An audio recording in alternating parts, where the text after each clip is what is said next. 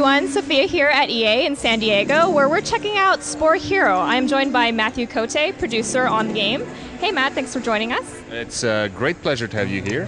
All right, so what are you showing us today?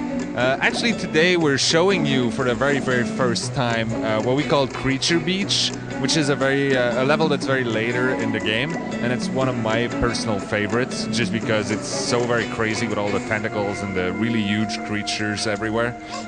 This is actually a level where, you know, throughout our whole game, the story sort of drives you to clean up the planet, as the planet is a living organism. We keep telling you that. And at some point, you're actually meeting the planet itself, which is this huge, big creature. As you can see, this big mouth here that is sort of sleeping right now. You'll wake it up and you'll actually interact with it a bit later on. I just don't want to spoil everything right now.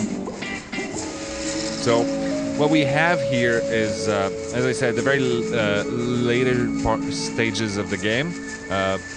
There's still a lot to discover at this point, but the thing is, the creature I have on right now is a lot more advanced than what we've shown previously. So this is a creature that has access to most of the abilities in the game. I've collected enough blue shards, which is our currency in the creature editor. I've collected enough blue shards by this point in the game that I can pretty much afford anything I want to put on my creature. And that's it. So at this point, I can be the hero that I want. I can still pick and choose, and I still have to sort of make a few compromises, because I can't have everything on my character. But when I get into a fight, for instance, with these guys, I'll actually have a lot more moves available to me. I'll have a lot more options, and it makes the whole fight a lot more exciting. Although I still... That's okay. You can try again? Yeah, sure, I can try again. That's one of the things. In our game, the death penalty is kind of light.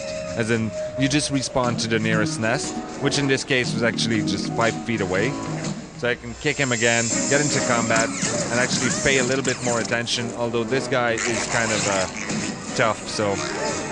I don't want to distract you too much while you're playing, but could you kind of talk about how all the parts work and... So depending on the different parts that I put on. So right now I have wings, so I can do the dive attack. I can also bite because I have a mouth. I can do different strike combos because of my hands. I have good feet, so I can do the jump kick. I can also dodge around like this. And yeah, the wing can give me the dive attack, which is actually one of my best weapons right now. And the big spiky thing on my back allows me to shoot spikes. But right now he's better at shooting than me, so I should stay out of the ranged attack thing. Oh. It was close. Very close. But as I said, this is the end game, so even though I've played this game a few times before, it's still very challenging.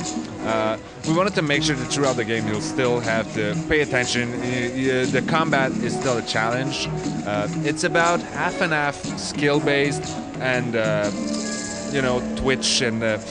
So you have to arrange your skills on your character. You'll have to make sure that you have the right talents available to you, that you have the right parts to give you the right abilities. And you also have to sort of practice and figure out how the controls work and what you can do with the character. So you'll have to learn to use the Wii controller and the nunchuck. You know, it's a Wii game, so we really wanted to make sure that we're really taking advantage of all the controls as much as possible. So that's it. We really went all out with the combat, which is also why we decided to have this whole versus mode that we came up with.